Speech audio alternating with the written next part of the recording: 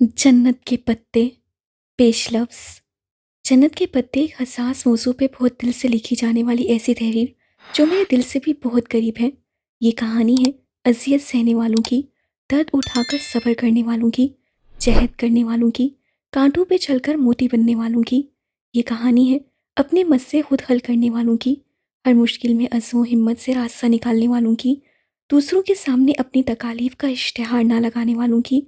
और ये कहानी है उन लोगों के लिए जो बहुत से अच्छे काम सिर्फ इसलिए नहीं कर पाते कि यूं करते हुए वो अच्छे नहीं लगेंगे, जो अल्लाह के कुछ अहकामात पे अमल तो करना चाहते हैं मगर आज के दौर के लिहाज से वो उनको प्रैक्टिकल नहीं लगते, जो सीधे रास्ते पे चलना तो चाहते हैं मगर उन्हें अपने इर्द गिर्द कोई हौसला अफजा तहरीक नहीं मिल पाती जो उनकी हिम्मत बंधाए। जन्नत के पत्ते आपकी उसी हौसला अफजाई के लिए लिखा गया है। अगर आप इस कहानी को पढ़कर इसमें बताए गए शरीयत के उन अहकामात को जिन पे अमल करने के लिए मरकज़ी किरदारों को मुश्किल का सामना है नहीं भी ले पाते तब भी ठीक है।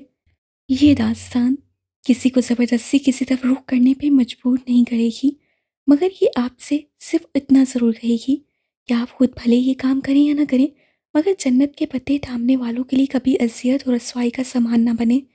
हिसाब की जंग लड़ने वालों के लिए बनो करीसा ना बने। जो लोग इन अहकामात पे अमल करते हैं उनकी हिम्मत बंधाएं, तोड़े नहीं। उनको अकेला मत करें।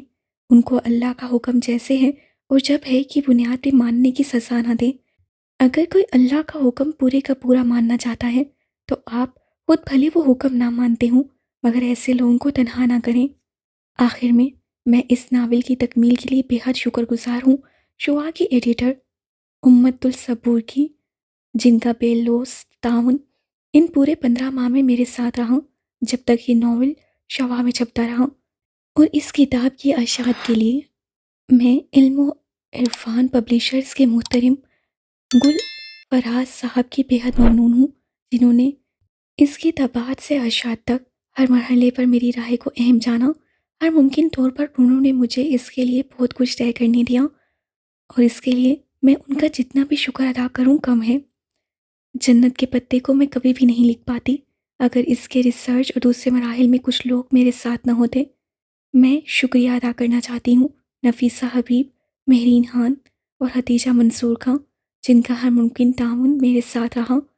बिलखसूस हतीजा अगर ना होती तो ये नावल ऐसे ना लिखा जा सकता। मैं आप सबकी बहुत बहुत शुक्रगुजार हूँ। इसके अलावा अस्का जावेद की अहम तकनीकी अमूर पे मशहूर हूँ और आरा के लिए मैं उनकी बेहद मशहूर हूँ। इन सब ने ही मिलकर इस नावल को मुमकिन बनाया है और मेरे साथ आप इन सबको भी दुआ में याद रखिएगा। वस्सलाम। निमरा अहमद। बाप एक। लैपटॉप तकिए पे रखा था और वो उसके सामने कोनियों के बल ऊँधी लेटी थी। स्क्रीन की रोशनी उसके चेहरे को चमका रही थी। वो थोड़ी तले हथेली रखे दूसरे हाथ की एक उंगली लैपटॉप के टच पैड पर फेर रही थी। लंबे सीधे स्याह बाल पीछे कमर पर पड़े थे। उसकी आंखें भी वैसी ही थीं, स्याह बड़ी बड़ी मुगलाई आंखें जिनमें चांदनी की सी चमक थी और चेहरा तो मलाई का बना लगता था, सफ़ेद मुलायम और चमकदार। वो उसी मगन अंदाज में स्क्रीन पर निगाहें मरकूज किए टच पैड पे उंगली फेर रही थी। एक क्लिक के बाद अगला सफ़ा खुला तो एकदम उसकी मुतहरिक उंगली ठहर गई। स्क्रीन पे जमी आंखों में जरा सा तफक्कुर उभरा और फिर बेचैनी। उसे जल्दी जल्दी 2-3 बटन दबाए। लोडिंग। अगले सफ़े के लोड होने का इंतज़ार करते हुए उसी मुस्रफ अंदाज में उसे उंगली से चेहरे की दाईं तरफ फिसलती लटें पीछे की। चंद सेकंड्स बाद सफ़ा लोड हो गया था। वो बेचैनी से चेहरा स्क्रीन के करीब लाए तो सिल्की बालों की चंद लटें फिर से शाने पे फिसल कर आगे को गिरीं। जैसे जैसे वो बढ़ती गई उसकी स्याह आंखें हैरत से फैलती गईं, लब जरा से खुल गए और पूरा वजूद बेयकीनी में डूब गया। ढेर सारे लम्हे लगे थे उसे खुद को यकीन दिलाने में कि वो जो पढ़ रही है बिल्कुल सच है। वो जैसे ही उसके जहन ने यकीन की धरती को छुआ वो एक झटके से उठ बैठी। उसका सेलफोन साइड टेबल पे रखा था। उससे हाथ बढ़ाकर सेल उठाया और जल्दी जल्दी कोई नंबर मिलाने लगी। रात की मुकद्दस खामोशी में बटनों की आवाज़ से जरा सा अर्ताश पैदा किया था। उससे फ़ोन कान से लगाया। दूसरी जानिब घंटी जा रही थी। हेलो सारा। शायद राब्ता मिल गया था। तभी वो दबे दबे जोश से चहकी, कैसी हो, सो तो नहीं गई थी? हया बोल रही हूँ। दूसरी तरफ उसकी दोस्त कुछ कह रही थी। वो लम्हे भर कुछ सुनने के लिए रुकी फिर धीरे से हंसी। सारी बातें छोड़ो सारा, मेरे पास जो बड़ी खबर है वो तो सुनो। अब वो आदतन स्याह बालों की एक मोटी लट उंगली पे लपेटती कह रही थी, और तुम यकीन नहीं करोगी, मैं जानती हूँ। अरे नहीं, डावर भाई की शादी के मुतालिक नहीं। दूसरी जानिब सारा ने कुछ कहा तो उससे फौरन तरदीद की, बल्कि यूं करो, तुम गेस करो कि मैं तुम्हें क्या बताने वाली हूँ। उससे एक हाथ से लैपटॉप पर ही किया और तकिया निकालकर बैकग्राउंड के साथ सीधा लगाया। फिर उससे टेक लगाकर पाँव सीधे कर लिए। साथ साथ वो नफ़ी में सर हिलाती सारा के कहे अंदाजों की तरदीद भी करती जा रही थी। नहीं, बिल्कुल नहीं, ऐसा तो है ही नहीं। अरे, मेरी शादी वगैरह नहीं हो रही। जी नहीं, इरम की भी नहीं हो रही। सीरियसली ज़ारा, तुम्हारी सोच बस यहीं तक है। अब कान खोलकर सुनो। तुम्हें वो अरास्मस मुंडास एक्सचेंज प्रोग्राम याद है, जिसके लिए हमने अप्लाई किया था? कैन यू बिलीव इट सारा, कि मुझे यूरोपीय यूनियन ने स्कॉलरशिप के लिए सिलेक्ट कर लिया है। दूसरी जानिब सारा इतनी जोर से चीखी कि मोबाइल का स्पीकर ऑफ होने के बावजूद उसकी चीख सारे कमरे में सुनाई थी। बिल्कुल सच कह रही हूँ सारा, अभी 15 मिनट पहले मुझे यूनिवर्सिटी की तरफ से मेल मिली है। उससे साथ ही एक हाथ से परे पड़े लैपटॉप का रुख अपनी जानिब मोड़ा और सर आगे करके गौर से दोबारा देखा। हाँ, 15 मिनट पहले ठीक 9:30 बजे सिलेक्शन की ईमेल आई है। तुम भी चेक करो, तुमने भी अप्लाई किया था, तुम्हें भी मेल आई होगी। वो फ़ोन एक हाथ से पकड़े दूसरे से बटन दबाकर लैपटॉप ऑफ करने लगी।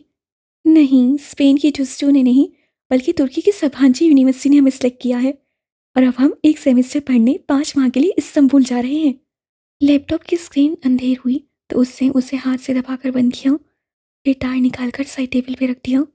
हाँ, मैंने सभांची को नेट पे देखा है, बहुत खूबसूरत यूनिवर्सिटी है, मगर वो लम्हे भर को खामोश हो गई। दूसरी जानिब से गालबन इस सबसार किया गया तो वो गोया हुई। बस एक छोटा सा मसला है, लेकिन हम उसके बारे में अपनी फैमिलीज को आगाह नहीं करेंगे। धीमी आवाज़ से बोलते हुए उससे गर्दन मोड़कर बंद दरवाजे को देखा। दरअसल संभाजी में लड़कियों के हेड स्कार्फ पर पाबंदी है, उधर सर ढकना मना है। घर वालों को बताकर मुतनफ़र करने की बजाय इस बात को कॉल कर जाना। वैसे भी हम दोनों में से कोई स्कार्फ नहीं लेता। उसी पल खिड़की के उस पार कुछ खड़का था। वो चौंक कर देखने लगी। कद आदम खिड़कियों के आगे भारी पर्दे गिरे थे, अलबत्ता पीछे जालियां खुली थीं। शायद उसका वहम था। वो सर झटक कर फ़ोन की जानिब मुतवज्जा हो गई। अम्बा ने मुझे कभी स्कार्फ लेने या ढकने पर मजबूर नहीं किया, थैंक गॉड। हाँ, इरम घर से बाहर स्कार्फ लेती है। उसके अब्बू ताया फुरकान ज़रा सख्त है ना। वो फिर से बैकग्राउंड से टेक लगाए नीम दराज मगन से बताने लगी। परमिशन तो कोई मसला ही नहीं। अब बस स्पेन जाने की इजाज़त ना देती, मगर तुर्की में सबीन फुफो रहती है ना, सो वो मान गए थे। वैसे भी उन्हें अपनी बेटी पर पूरा भरोसा है। फिर वो चंद लम्हे एयरपीस से उभरती अपनी दोस्त की बात सुनती रही। सारा खामोश हुई तो उसे नफ़ी में सर हिलाया। कल नहीं, दावर भाई की मेहंदी परसों है, तुम आ रही हो ना? और हाँ, मैं और इरम लहंगा पहन रहे हैं। सारे कजिन्स बहुत एक्साइटेड हैं, खानदान की पहली शादी है ना। ओके, अब तुम जाकर मेल चेक करो, मैं भी सोती हूँ, रात बहुत हो गई है। अलविदाई कलामात कहकर उससे मोबाइल कान से हटाया और तकिए पे उछाल दिया। फिर जाने के लिए उठ खड़ी हुई। बाहर लाउंज खामोशी में डूबा था। हया ने आहिस्ता से अपने कमरे का दरवाज़ा बंद किया और नंगे पाँव चलती लाउंज से किचन की तरफ आई। स्याह लंबी कमीज और स्याह खुले ट्राउज़र में उसका कद मज़ीद दराज लग रहा था। किचन में अंधेरा फैला था। वो दरवाजे के करीब रुकी और हाथ से दीवार पे स्विच बोर्ड टोला। बटन दबाने की आवाज़ आई और सारी बत्तियां जल उठीं। उससे आगे बढ़कर फ्रिज का दरवाज़ा खोला और पानी की बोतल निकालने को झुकी। झुकने से रेशमी बाल कंधों से फिसलकर सामने को आ गिरे। हया ने नज़ाकत से उंगली से उनको पीछे हटाया और बोतल निकालकर सीधी हुई। फिर काउंटर पे रखे रैक से शीशे का ग्लास उठाया और बोतल उसमें उंडेली। पानी की नदी सी ग्लास में गिरने लगी। तभी उसकी निगाह काउंटर पे रखी किसी सफ़ेद चीज़ पे पड़ी। वो जैसे चौंक उठी। बोतल वहीं स्लैब पे रखकर उसकी तरफ आई। वो सफ़ेद अधखोले गुलाबों का बुके था, जिसमें कहीं कहीं सब्ज पत्ते झलक रहे थे। साथ ही एक बंद सफ़ेद लिफाफा रखा था। हया ने गुलदस्ता उठाया और चेहरे के करीब लाकर आंखें मूंदे सूंघा। दिल फरेब ताजगी भरी महक उसके अंदर तक उतर गई। फूल बिल्कुल ताज़ा थे, जैसे अभी अभी तोड़े गए हों। जाने कौन रख गया इधर। उससे बंद लिफाफा उठाया और पलट कर देखा। उस पे घर के पते के ऊपर नुमाया सा हया सुलेमान लिखा था। पीछे भेजने वाले का पता ना था, बस कोरियर सर्विस की मोहर और स्टिकर लगे थे। मोहर पे एक रोज़ कभी की तारीख थी। उसको कभी किसी ने यूं फूल नहीं भेजे थे। क्या मामला था ये भला। उलझते हुए हया ने लिफाफा चेक किया। अंदर एक मोटा कागज था। उससे 2 उँगलियाँ लिफाफे में डालकर कागज़ पकड़ा और बाहर निकाला। सफ़ेद कागज़ बिल्कुल साफ था, ना लकीर ना कोई डिज़ाइन, बस उसके वश में अंग्रेज़ी में 3 लफ्ज़ लिखे थे, वेलकम टू सभान जी। वो सन्नाटे में रह गए। ये क्या मजाक था? भला खत भेजने वाले को कैसे पता कि वो सभान जी जा रही है? खत पे तो एक रोज़ कब की तारीख थी, जबकि कबूलियत की वो ईमेल उसे अभी 15 मिनट पहले मौसूल हुई थी। जो बात उसे ऑफिशियली बताई ही 15 मिनट कब गई थी, वो उस शख्स को एक रोज़ पेशर कैसे मालूम हुई? अगर सारा को उससे खुद अभी ना बताया होता तो वो समझती कि ये उसकी हरकत है, और ये हद सभाजी यूनिवर्सिटी की तरफ से भी नहीं आ सकता था, क्योंकि उस पर एक कौमी सतह की कोरियर कंपनी की मोहर लगी थी। फिर किसने भेजा उसे ये? पानी से भरा ग्लास वहीं स्लैब पे छोड़कर बुके और लिफाफा उठाए वो उलझती हुई अपने कमरे की तरफ चली गई। दोपहर की ठंडी सी छाया हर सू छाई थी। वो पर्स कंधे से लटकाए बारीक हील से चलती पोर्च में खड़ी अपनी कार की तरफ आई, जो थी तो उसके भाई रूहेल की, मगर उसकी पढ़ाई के गर्ज से अमेरिका चले जाने के बाद हया की मलकियत थी। उससे चाबी लॉक में घुमाई ही थी कि गेट के उस पार से सारा आती दिखाई दी। वो दरवाज़ा खोलकर मुस्कुराती हुई सीधी हुई। हया, मुझे तो कोई ईमेल नहीं आई। ज़ारा ने अधखोले गेट को धकेलकर अंदर कदम रखा। उसके चेहरे पे उदासी थी। वो दरमियानी शक्ल और सूरत की स्टाइलिश सी लड़की और हया की हम उम्र थी। कोई बात नहीं, 1-2 दिन में आ जाएगी, तुम फिक्र ना करो। हमने साथ ही अप्लाई किया था। मेरा सिलेक्शन हो गया है तो तुम्हारा भी हो जाएगा। हया ड्राइविंग सीट का दरवाज़ा आधा खोले खड़े खड़े बताने लगी। मगर स्कॉलरशिप प्रोग्राम कोऑर्डिनेटर के ऑफिस के बाहर आज जो लिस्ट लगी है उसमें भी मेरा नाम नहीं है। और मेरा सिर्फ तुम्हारा है हमारे डिपार्टमेंट से। और एनवायरमेंटल साइंसेस की एक लड़की हतीजा राना का है। मेरा ख्याल है मेरा सिलेक्शन ही नहीं हुआ। ओह, उसे वाक़तन अफ़सोस हुआ। रात फ़ोन कॉल के बाद उसकी ज़ारा से अब बात हो रही थी। खैर, तुम कहीं जा रही थी? ज़ारा चेहरे पर दोबारा बशाशत लाते हुए पूछने लगी। हाँ, मार्केट जा रही थी इरम के साथ। डाबर भाई की मेहंदी का फंक्शन है और मेरे लहंगे के साथ की हाई हील्स गुम हो गई हैं। शायद काम वाली उठा कर ले गई है। अब नए जूते लेने पड़ेंगे। तुम चलोगी? वो गाड़ी से कोनी टिकाए तफसीलन बताने लगी। इस वक्त वो हल्की आसमानी लंबी कमीज और तंग चूड़ीदार पजामे में मलबूस थी। कमीज का दामन टखनों से जरा ऊपर तक था। हम रंग दुपट्टा गर्दन के गिर लिपटा था। बाल कमर पे गिर रहे थे और आदतन आंखों में गहरा काजल डाला था। हाँ, चलो फिर जल्दी निकलते हैं। ज़ारा फौरन तैयार हो गई और फ्रंट सीट की तरफ बढ़ी। इरम को भी लेना है। आया ने अंदर बैठकर दरवाज़ा बंद किया और इग्निशन में चाबी घुमाई। वैसे तुम्हारे शख्स से ताया इरम को यूं तुम्हारे साथ शॉपिंग पे जाने की इजाज़त दे देते हैं? इरम उन दोनों से जूनियर थी और उसका डिपार्टमेंट भी दूसरा था, तो सारा की उससे ज़्यादा मुलाकात ना थी। उनकी सख्ती सिर्फ स्काफ तक है। वैसे बहुत अच्छे हैं वो। वो कार बाहर गेट पर ले आई। इरम का घर हया के हमसाए में था।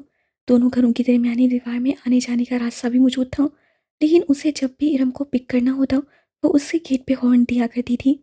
अब भी जोर का हॉर्न दिया तो चंद ही लम्हे बाद इरम बाहर निकल आई। कांसी लंबी कमीज और ट्राउजर में मलबूस हमरंग दुपट्टा फैलाकर सामने लिए, चेहरे के गिर्द मैचिंग कांसी स्कार्फ लिपेटे, वो तकरीबन भागती हुई पिछली सीट के दरवाजे तक आई थी। हेलो हया, हेलो ज़ारा। बेतकल्फ़ी से चहकते हुए उससे अंदर बैठकर दरवाज़ा बंद किया। हया के साथ वोटिंग के प्रोग्राम उसे यूं ही खुश किया करते थे। कैसी हो इरम, तुमसे तो मुलाकात ही नहीं हो पाती। ज़ारा ने तिरछी होकर रुख पीछे को किया। आपका डिपार्टमेंट दूर पड़ता है ना, तभी। और हाँ, हया बता रही थी आप लोगों का तुर्की का सिलेक्शन आ गया है। मैं सिलेक्ट नहीं हुई, हया हो गई है? इसमें कोई बेहतरी होगी? तुमने नहीं अप्लाई किया था? अब्बा इजाज़त देते तब ना। वो उदास हो गई। वैसे पेरेंट्स को इतना सख्त नहीं होना चाहिए, सारा ने कहा। हया ने तादीबी नज़रों से उससे घूरा कि कहीं पहले से ही एहसास कमतरी में मुबतला इरम मज़ीद उदास न हो जाए, मगर सारा गर्दन मोड़े पीछे देख रही थी और इरम इरम हस्बे तवक्का उदास हो गई थी। अब्बा भी पता नहीं किस पे चले गए। इतनी गर्मी में स्कार्फ लेना आसान होता है क्या? और फिर कल मेहंदी के लहंगे की भी आधी आस्तीन नहीं बनाने दी मुझे। हया की भी तो आधी आस्तीन है, इतनी अच्छी लगती हैं, मगर अब्बा ज़रा भी सुलेमान चचा की तरह नहीं है। इरम, तुम्हें आज क्या लेना है? मैंने तो जूते लेने हैं। उससे खौफ छुपाते हुए बात का रुख बदला। इरम का हर वक्त का शिकायती रवैया उससे बेहद बुरा लगता था। चूड़ियाँ लेनी है, मगर लहंगे के ब्लाउज की फुल स्लीव्स के साथ चूड़ियाँ अच्छी भी नहीं लगेंगी।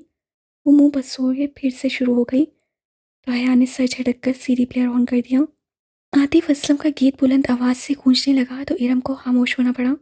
जिन्ना सुपरमार्केट पहुंचकर इरम तो चूड़ियां ढूंढने निकल गई, जबकि वो दोनों मेट्रो शूज़ पे आ गईं। ये गोल्डन वाला जो तीसरे नंबर पे रखा है, ये दिखाएं। बहुत देर बाद एक ऊंची हील उसकी नज़र में जची थी। ये वाला मैम। सेल्समैन ने पूरा जोड़ा निकालकर उसके सामने रखा। वो जमीन पे पंचों के बल बैठा था, जबकि हया और सारा सामने कोच पे बैठी थी। पहना दो मैम। बहुत मोहतिब और शाइस्ता अंदाज से पूछते हुए सेल्समैन ने हाथों में पकड़ा जूता उसके पाँव के करीब किया, जो खूबसूरत हील से मुकैद थे। मेरे हाथ नहीं टूटे हुए, मैं खुद पहन सकती हूँ। जी श्योर, ये लीजिए। सेल्समैन ने मुस्कुराकर जूता उसकी तरफ बढ़ाया। उससे उसे यूं पकड़ रखा था कि उसे थामते हुए हया की उंगलियां लाजमन उसके हाथों से मिस होती। सामने रख दो, मैं उठा लूंगी। उसके रूखे लहजे पे सेल्समैन ने सिर लब कुछ गुनगुनाते हुए जूता सामने रख दिया। फिर बिल की अदायगी के बाद काउंटर पे खड़े लड़के ने बकिया रकम उसकी तरफ बढ़ाई तो हया ने देखा चंद नोटों के ऊपर 5 का सिक्का रखा था और लड़के ने उस सिक्के को यूं पकड़ा हुआ था जैसे सेल्समैन ने जूते को, ताकि उसे थामते वक्त लाजमन उसका हाथ टकराए। शुक्रिया। हया ने नोट किनारे से पकड़कर खींचे। सिक्का लड़के के हाथ में रह गया। मैम, आपका सिक्का।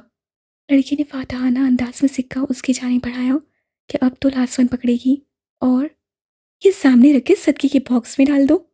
वो बेनियाजी से शॉपर थामे पलट गई। सारा ने बेख्तियार कहका लगाया। उस लड़की की शक्ल देखने वाली थी हया। दिल तो कर रहा था उसकी उसी शक्ल पे शॉप के सारे जूते दे मारूं। मालूम नहीं हमारे मर्दों की ज़हनियत कब बदलेगी। यूं घूरते हैं जैसे कभी लड़की देखी ना हो। वो तनफ्फुर से नाक सुखेरती गुस्से में बोलती सारा के साथ सीढ़ियां उतर रही थी जब करीब से आवाज़ आई, तो इतना बंद सवर कर बाहर ना निकला करो बीबी। वो चौंक कर आखिरी सीढ़ी पे ठहर गई। एक मुअम्मर खातून थी, बड़ी सी चादर में लिपटी हुई, नागवारी भरी निगाह उस पे डालकर आहिस्ता आहिस्ता ऊपर सीने चढ़ रही थी। एक तो लोगों को राह चलते तबलीग करने का बहुत शौक होता है। वो और भी बहुत कुछ कहती मगर सारा उसको कोने से थामे वहां से ले आई। तभी इरम सामने से आती दिखाई दी। उसका सीने पे फैला दुपट्टा अब सिमट कर गर्दन तक आ गया था। उससे कुछ खास शॉपिंग नहीं की थी, शायद वो सिर्फ उनके साथ ओटिंग पे आई थी। मेट्रो से वो स्कूप चली आई कि कुछ हल्का फुल्का खा लें। रात की दावत तो ताया फुरकान की तरफ थी, जो वो बेटे की शादी के लिए जमा हुए खानदान वालों के लिए दे रहे थे। मेरे लिए पाइनएप्पल स्लश मंगवा लेना, मैं ज़रा बेकरी से कुछ ले लूँ। इरम झट बाहर को लपकी। हया ने गहरी सांस लेते हुए अपनी जानिब का शीशा नीचे किया। सर्द हवा का थपेड़ा तेजी से अंदर आया था, मगर इतनी सर्दी में स्लश पीने का अपना मज़ा था। वो पार्किंग लॉट में मौजूद थी और ठंडी हवा ने सारी जगह को घेर रखा था। मगरिब गहरी हो चुकी थी और हर तरफ अंधेरा सा था। इरम, हंसी कॉम्प्लेक्स लगती है नहीं? इरम दूर हो गई तो सारा उसकी तरफ घूमी। और तुम उसके उन्हीं कॉम्प्लेक्सेस को हवा दे रही थी। वो उल्टा उसी पे खफा हुई। ताया फुरकान सिर्फ स्कार्फ की सख्ती करते हैं, वो बस इसी बात पे खुद तरसे का शिकार है, और तुम भी उसका साथ दे रही थी। मैंने सोचा कि बेचारी नहीं है वो बेचारी, अब उसको भी यही समझाना कि ख्वामखा की खुदतरसी से निकल आए। वेटर हाथ में कार्ड पकड़े हया की तरफ खुले शीशे के बाहर आ चुका था। तुम्हें याद है सारा, पिछले साल जब यूनिवर्सिटी वालों ने हमें तुर्की की ट्रिप की आस से लाई थी और आखिर में पहुंचकर सारा प्रोग्राम ही कैंसिल कर दिया था। ऑर्डर लिखवा कर वो शीशे ऊपर चढ़ाते हुए याद करके कहने लगी, मैं तो इतनी मायूस हो गई थी कि सोचा भी ना था कि कभी तुर्की जा सकूंगी। उसकी आवाज़ में आस जोड़ने की खुशी डर आई थी। सारा और वो इंटरनेशनल इस्लामिक यूनिवर्सिटी में एलएलबी ऑनर्स शरिया एंड लॉ के 5वें साल में थी। उनका 7वां सेमेस्टर दरमियान में था जब यूरोपीय यूनियन की स्पॉन्सर्ड स्कॉलरशिप का ऐलान हुआ, जिसके तहत यूरोप और एशिया की यूनिवर्सिटीज़ के मुबाइन तलबा का तबादला होना था। यूं चंद माह के लिए यहाँ से कुछ तलबा यूरोप की यूनिवर्सिटीज़ जाएंगे और एक सेमेस्टर पढ़कर वापस आ जाएंगे। जब यूरोपियन यूनिवर्सिटीज़ में दरख्वास्त देने की बारी आई तो उसे तुर्की की सबांची यूनिवर्सिटी का फॉर्म सबसे आसान लगा, मगर फिर एक स्पेनवी यूनिवर्सिटी में भी साथ ही अप्लाई कर दिया और अब बिलाहिर सबांची ने उसे मुंतखब कर लिया था। इधर 7वें सेमेस्टर पूरा करके उसे फरवरी में 5 माह के लिए तुर्की जाना था। अभी दिसंबर चल रहा था, जहाँ उसके अपने मज़ामीन शरिया एंड लॉ तो ना थे कि तुर्की का कानून पाकिस्तान के कानून से मुख्तलिफ था। सो 5 माह के लिए वो अपनी मर्जी से कोई भी मज़मून पढ़ सकती थी। फिर वापस पाकिस्तान आकर उससे एलएलबी का 8वां सेमेस्टर शुरू करना था। कितना मज़ा आया यार, अगर कोई रोमांटिक सा हैंडसम सा हम सफ़र तुम्हें मिल जाए तो तुम्हारा सफ़र कितना खूबसूरत हो जाएगा। हम सफ़र कोई नहीं मिलने वाला, क्योंकि पाकिस्तान से सवाजी सिर्फ हम 2 लड़कियां ही जा रही हैं, और फिर हम ठहरे ऑल वुमेन यूनिवर्सिटी में पढ़ने वाले। वो हतीजा राना जो तुम्हारे साथ जा रही है, उससे कोई बात हुई? वेटर ने शीशा बजाया तो हया चौंकी, फिर शीशा नीचे करने लगी। नहीं, हतीजा राना को तो मैं जानती भी नहीं हूँ, मालूम नहीं कौन है। उससे स्लश की ग्लास पकड़े, सारा को उसे थमाया और इरम का डैशबोर्ड पे रखा, फिर अपना ग्लास लबों से लगाया। ठंडा सा स्लश अंदर तक उतरता गया। बेध्यानी में वो शीशा बंद करना कब भूली, उससे इल्म ना हो सका। दफातन सारा का मोबाइल बजा। सारा ने सिप लेते हुए मोबाइल कान से लगाया। हेलो अम्मा जी, क्या आवाज़ खराब है, 1 मिनट। सारा के फ़ोन पे गालबन सिग्नल ठीक से नहीं आ रहे थे। वो स्लश का ग्लास हाथ में पकड़े दरवाज़ा खोलकर बाहर चली गई। हया अपने ग्लास से छोटे छोटे सिप लेते सारा को विंडो स्क्रीन के पार से देख रही थी। अब वो दूर एक दरख्त के साथ खड़ी फ़ोन पे बात कर रही थी। हेलो माय लेडी, कोई एकदम से उसके बहुत करीब आकर बोला। वो डर कर उछली। जरा सा जूस कपड़ों पे छलक गया। खुली खिड़की पे एक औरत मुस्कुराते हुए झुकी हुई थी। मेकअप से अटा चेहरा, चमकता हुआ आई शेडो, भड़कती हुई सुर्खी, बालों का चूड़ा, चमचम करते कपड़े। वो औरत नहीं थी मगर वो मर्द भी नहीं था। कैसे हो जी? वो उसी खिड़की पे पूरा झुका खड़ा था। ग्लास उसके हाथ में कांपा। इख्तियार उसे शीशा ऊपर चढ़ाना चाहा मगर उसके हाथ दरमियान में थे। डरो नहीं बाजी जी, मैं आपकी दोस्त हूँ, डॉली कहते हैं मुझे। हटो, हटो, जाओ। वो घबरा गई। ख्वाजा सिरा के वजूद से सस्ते परफ्यूम की तेज खुशबू उठ रही थी। उसे कराहत सी आई। जरा बात तो सुनो। उसने अपना चेहरा मजीद झुकाया और उससे पहले कि वो आगे बढ़ता, हया ने स्लश का भरा हुआ ग्लास उसके मुंह पर उलट दिया। ठंडी ठार बर्फ चेहरे पे पड़ी तो वो झटके से पीछे हटा। उसने फुर्ती से शीशा ऊपर चढ़ा लिया। सुनो जी, वो मुस्कुराकर चेहरा साफ करता शीशा बजाने लगा। बंद शीशे के पास उसकी आवाज़ हल्की हो गई थी और अब वो कोई गीत गुनगुनाने लगा था। कपकपाते हाथों से उससे इग्निशन में चाबी घुमाई और गाड़ी वहां से निकाल लाई। बेकरी के दखली दरवाजे के सामने कार लाकर उसे पलट कर देखा। वहां दरख्तों के साथ वो डॉली नामी ख्वाजा सिरा अभी तक खड़ा था। वो उसके पीछे नहीं आया था और अब गा भी नहीं रहा था, बस खामोश गहरी नजरों से उसे देख रहा था। उससे भी इख्तियार झुरझुरी सी आई। कहाँ रह गई ये दोनों? उससे झुंझलाकर हॉर्न पे हाथ रख दिया, फिर गर्दन मुड़कर दोबारा देखा। वो अभी तक उसे ही देख रहा था। इरम और सारा को ड्रॉप करके वो सीधी अपने कमरे में आई थी। डिनर का वक्त होने वाला था। उसने ये कपड़े डिनर की मुनासबत से ही पहने थे मगर जूस छलकने से जरा सा दाग पड़ गया था। उसे जल्दी से दुपट्टे का वो हिस्सा धोकर उसे इस्त्री किया। उसे रह रहकर वो ख्वाजा सिरा याद आ रहा था। उस बरादरी के लोग अक्सर आकर पैसे मांगते थे मगर ऐसी हरकत तो कभी किसी ने न की थी। उस ख्वाजा सिरा की अजीब निगाहें और अंदाज उससे फिर से झुरझुरी आई। फिर जब अपनी तैयारी से मुतमिन होकर वो बाहर आई और लॉबी का दरवाज़ा खोला तो पाँव किसी चीज़ से टकराया। वो चौंक गई। दरवाजे के साथ फर्श पे सफ़ेद अधखुले गुलाबों का बुके पड़ा था। वो झुकी और बुके उठाया। साथ में एक बंद लिफाफा भी था। वो दोनों चीज़ें उठाकर सीधी हुई और लिफाफा खोला जिस पे हयात सुलेमान लिखा था। अंदर वही सफ़ेद बेसतर चौकोर कागज़ था। उसके वस में उर्दू में लिखा था, उम्मीद करता हूँ कि आपका आज का डिनर अच्छा गुजरेगा। उससे लिफाफा पलट कर देखा, कहीं भी कुछ और नहीं लिखा था, बस लिफाफे पे गुज़िश्ता रोज़ की मोहर लगी थी। ये कौन था और उसे क्यों फूल भेज रहा था? वो बुके और हाथ कमरे में रखकर सारे मामले में उलझती बाहर आई। ताया फुरकान के घर खूब चहल पहल लगी थी। लाउंज में सब कजन्स बैठे थे। एक तरफ खवातीन का गिरोह खुशखबरियों में मशगूल था। मर्द हज़रात यकीनन डाइनिंग रूम में थे। उनके खानदान में कजन्स की बेतकल्फ़ी को बुरी नज़र से नहीं देखा जाता था। ताया फुरकान चारों बहन भाइयों में सबसे सख्त थे और उनकी सख्ती इरम के स्कार्फ लेने और घर से बाहर लड़कों से बात करने पे थी। इरम और बाकी कजन्स भी अमूमन अपने कजन्स के सिवा बाहर किसी लड़के से बात नहीं करती थी। हया और इरम तो पढ़ती भी ऑल वुमेन यूनिवर्सिटी में थी। हाँ, दूसरे चाचा और सुलेमान साहब मुस्तकबिल में अपने बच्चों की शादियाँ यकीनन मिक्स गैदरिंग में रखेंगे, ये सबको मालूम था। उनका ख़ानदान ज़्यादा बड़ा ना था। वो लोग 3 भाई और 1 बहन थे। ताया फुरकान सबसे बड़े थे। दावर, फ़रूख और इरम उनके बच्चे थे। फ़रूख मेडिकल कर चुका था और आजकल पॉली क्लिनिक से हाउस जॉब कर रहा था। वो हया से 3 साल बड़ा था। समी फ़रूख से साल भर छोटा था और एमबीए के बाद जॉब कर रहा था। इरम हया से साल भर छोटी थी। आजकल सबसे बड़े दावर की शादी तैयार थी। ताया फुरकान के पास सुलेमान साहब थे। हया उनकी इकलौती बेटी थी और रोहेल इकलौता बेटा। रोहेल पढ़ाई के सिलसिले में अमेरिका में होता था। अब उनके घर में सुलेमान साहब, फातिमा बेगम और हया बस यही तीनों थे। फिर साहिद चचा थे, उनकी बड़ी दो जुड़वां बेटियां महविश और सहरिश थीं। फिर बेटा रज़ा इंजीनियर था। सबसे छोटी बेटी सना ओ लेवल कर रही थी इस वक्त, सवाए रोहेल के जो अमेरिका में था और दावर भाई के जो गालबन ड्राइंग रूम में थे। बाकी तमाम लड़के लड़कियां लाउंज में मौजूद थे। लड़कियां कारपेट पे दायरा बनाकर बैठी थीं। इरम के हाथ में ढोलक थी, उसका दुपट्टा सर से ढलकर कंधों पर आ गया था। अगर अभी ताया फुरकान आ जाते तो वो फ़ौरन उसको सर पे ले लेती और वो महविश, सहरिश और सना के हमरा सुर मिला रही थी, जबकि रसा, फ़ारूक और समी ऊपर कुर्सियों पे बैठे मजाकन लड़कियों की तरफ फिक्रे उछाल रहे थे। Hello everyone.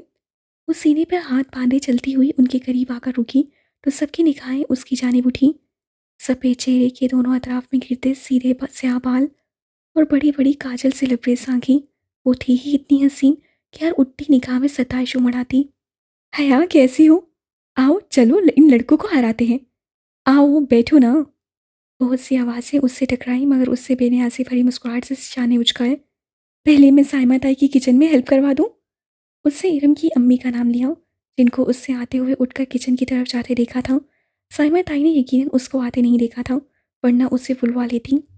इरम से ज़्यादा समझदार तो बाकोल उनके हया थी। साइमा ताई के पीछे साहिद चाचा की बेगम आफ्ता चची भी चली गई थी। अब सोफे पे हया की अम्मी फातिमा बेगम तनहा बैठी थी। अम्मी, मैं ज़रा साइमा ताई के साथ हेल्प करवा दूँ। उनको अपनी तरफ देखता पाकर उससे अपनी बात दोहराई तो उन्होंने मुस्कुराकर सर हिलाया। वो मुतमिन से आगे बढ़ गई। राहदारी पार करके किचन के दरवाजे के समेत बढ़ी ही थी कि साइमा ताई की तेज़ आवाज़ समाज से टकराई।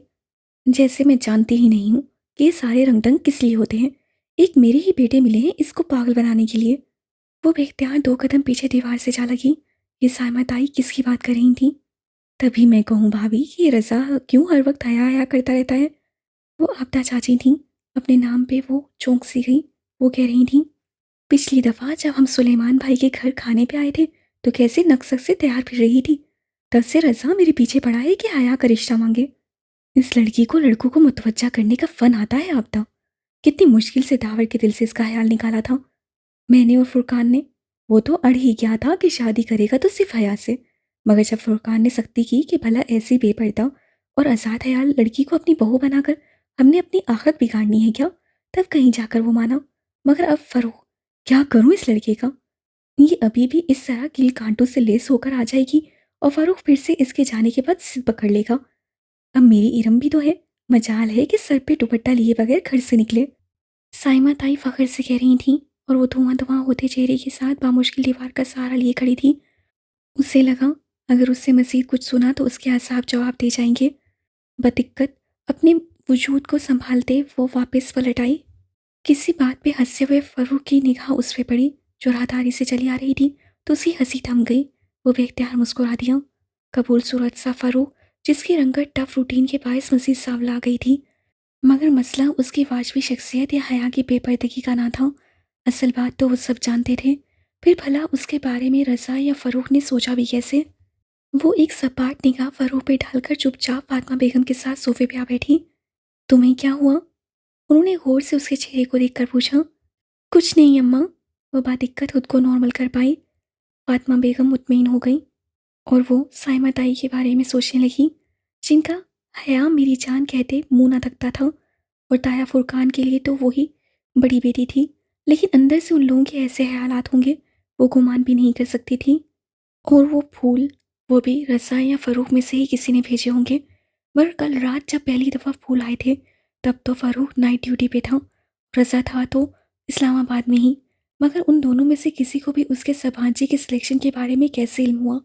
शायद जब वो ज़ारा को फ़ोन पे बता रही थी तब खिड़की के बाहर कुछ खड़का था। यकीनन उससे खिड़की के बाहर से सारी बात सुन ली होगी और सुनकर ही वो खत लिखकर फूलों के साथ इधर रखा होगा। मगर उस पर तो कोरियर की एक रोज़ कब्ल की मोहर थी।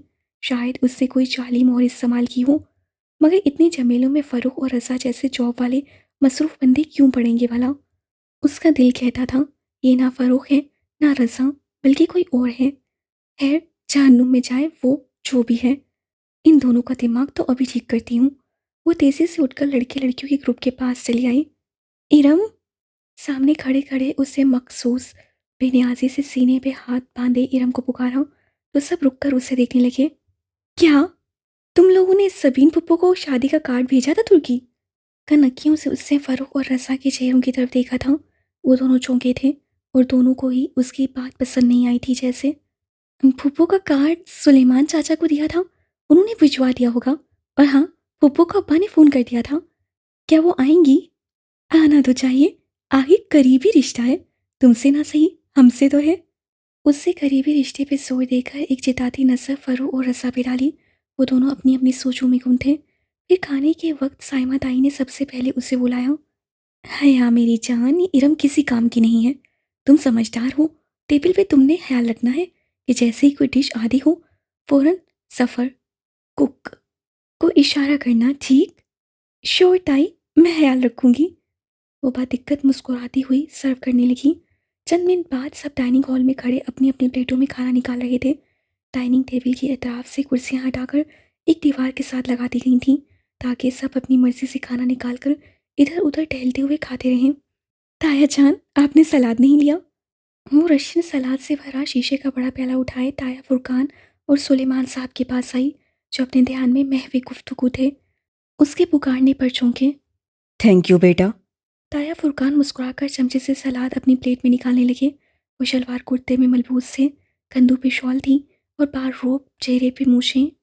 सुलेमान साहब उनके बरक्स क्लीन शेव, डिनर सूट में मलबूस, खासे स्मार्ट और हैंडसम लग रहे थे। दोनों की सोच अपने हुलियों की मानिंद थी। अब्बा, आप भी लेना। सुलेमान, तुमने सबीन को कार्ड पोस्ट कर दिया था? ताया को अचानक शायद उसकी शक्ल देखकर याद आया। सुलेमान साहब का चमचे में सलाद भरता हाथ जरा सुसुआ और चेहरे पे कड़वाहट फैल गई। बहुत आहिस्ता आहिस्ता से उन्होंने सलाद से भरा चमचा अपनी प्लेट में पलटा। कर दिया था। उनके लहजे में अजीब काट थी जो हया के लिए नहीं थी। अब्बा, सबीन पुप्पो शादी पे आएंगी? वो पूछे बिना ना रह सकी। कल मेहंदी है, आना होता तो अब तक आ गई होती। 30 सालों में जो औरत सिर्फ चंद दफा मिलने आई हो वो अब भी ना आए तो बेहतर है। हया तो क्या, फुरकान ताया भी दंग रह गए। सुलेमान, क्या हुआ है? थैंक यू बेटा। जवाब देने के बजाय सुलेमान साहब ने उसे मुखातिब किया तो वो अब तुम जाओ का इशारा समझकर सर झुकाए वहां से चली आई। बहुत आहिस्ता से सलाद का प्याला मेज पे रखा और अपनी आधी भरी प्लेट उठाई, मगर अब कुछ भी खाने को जी नहीं जा रहा था। ये अब्बा को क्या हो गया था? वो फूफो के बारे में ऐसे गुफ्तगू क्यों कर रहे थे? फिर वो रह नहीं सकी। अपनी प्लेट लिए उस सतून के पीछे आ खड़ी हुई जिसकी दूसरी जानिब ताया और अब्बा खड़े थे। वह जाहिर अपनी प्लेट पे सर झुकाए, उसके कान उन्हीं की तरफ लगे हुए थे। हया के लिए उमैर लगारी ने अपने बेटे का प्रपोजल दिया है। सुलेमान साहब अपने दोस्त और अपनी कंपनी के शेयर होल्डर का नाम लेकर कह रहे थे और उसके हाथ में पकड़ी प्लेट लर्ज गई। दिल सहम उठा। ये क्या कह रहे हो? ताया फुरकान शशदार रह गए। भाई, इसमें हैरत की क्या बात है? वलीद अच्छा लड़का है, कल मेहंदी पे आएगा तो आपको मिलवाऊंगा। सोच रहा हूँ हया से पूछकर हाँ कर दूं। मगर मगर सुलेमान, ये कैसे हो सकता है? क्यों नहीं हो सकता भाई? तुम हया की शादी यूं कैसे कर सकते हो? बाप हूं उसका, कर सकता हूँ। फातिमा भी राजी है और मुझे यकीन है कि हया को भी कोई एतराज़ नहीं होगा। और जिहान, जिहान का क्या होगा? कौन जिहान? सुलेमान साहब यकसर अनजान बन गए।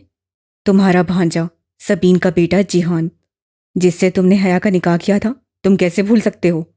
जवाबन सुलेमान साहब ने नागवारी से सर झटका। वो 21 साल पुरानी बात है और हया अब 22 साल की हो चुकी है। बेवकूफ़ी की थी मैंने कि सबीन पर इतबार करके अपनी बच्ची का निकाह उसके बेटे से करवा दिया था। क्या इन 21 वर्षों में कभी सबीन ने मुड़कर पूछा कि इस निकाह का क्या बना या क्या बनेगा? ज़्यादा से ज़्यादा वो 6 माह में एक फ़ोन कर लेती है और 3 मिनट बात करके रख देती है। आपको वाकई लगता है वो लोग इस रिश्ते को कायम रखना चाहते हैं? मगर सबीन तो सिकंदर की वजह से, तुम जानते हो, वो उल्टे दिमाग का शख्स। मैं कैसे मान लूं कि सिर्फ अपने मगरूर और बददिमाग शोहर की वजह से वो अपने बेटे का निकाह भूल सकती है? इतने बरस बीत गए, उससे फिर कभी रिश्ते या शादी की बात मुंह से नहीं निकाली। मैं उससे क्या उम्मीद रखूं? मगर जिहान तो अच्छा लड़का है। तुम उससे मिले तो थे पिछले साल जब तुम इस्तांबुल गए थे। जी, जिहान सिकंदर, अच्छा लड़का। My foot. उन्होंने तलखी से सर झटका। उसके तो मिजाज ही नहीं मिलते।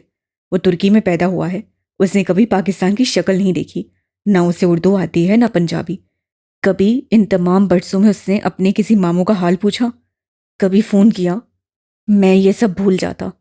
मगर जब मैं पिछले साल इस्तांबुल गया तो क्या आप यकीन करेंगे भाई कि मैं 18 रोज़ वहाँ रहा। मैं रोज़ सबीन के घर जाता था, सिकंदर तो मिला ही नहीं। और जिहान जिहान आखिरी रोज़ मुझसे मिला, और वो भी 15 मिनट के लिए, बस। वो भी जब उसकी माँ ने मेरा नाम बताया तो काफ़ी देर बाद उसे याद आया कि मैं उसका कोई दूर पार का मामू होता हूँ। फिर जानते हैं वो मुझसे क्या पूछने लगा? क्या पाकिस्तान में रोज़ बम धमाके होते हैं? और क्या वहाँ इंटरनेट की सहूलत मौजूद है? फिर उसका फ़ोन आया और वो उठकर चला गया। मैं कभी हया के लिए कोर्ट से खुला लेने के मुतल्लिक ना सोचता अगर मैं उस रोज़ एक तुर्क लड़की को जिहान को घर ड्रॉप कर देना देख लेता। जब मैं फ़्लाइट पकड़ने से कल सबीन को खुदा हाफिज़ कहने गया था, उस लड़की के साथ उसकी बेतकल्फ़ी, इल्ला मान, वो सिकंदर शाह का बेटा है और वो अपने बाप की ही परतू है। मैं समझता था कि अगर अहमद शाह जैसे अजीम इंसान का बेटा होकर सिकंदर उसके बरक्स निकला तो वैसे ही जिहान भी अपने बाप के बरक्स निकलेगा और एक अच्छा इंसान होगा। मगर नहीं, वो उसी मगरूर आदमी का मगरूर बेटा है। हया कौन है? उसका उनसे क्या ताल्लुक है? ये बात ना जिहान को याद थी ना सबीन को। सबीन तो ये जिक्र ही नहीं करती। अब मैं अपनी बेटी को ज़बरदस्ती उनके घर भेज दूँ क्या? खैर, कल वलीद से मिलवाऊंगा आपको। अब जो रिश्ता भी अच्छा लगा मैं हया की उधर शादी कर दूंगा। और अब उसमें मज़ीद सुनने की ताब नहीं थी। वो सफ़ेद चेहरा लिए बोझल कदमों से चलती उनसे दूर हट गई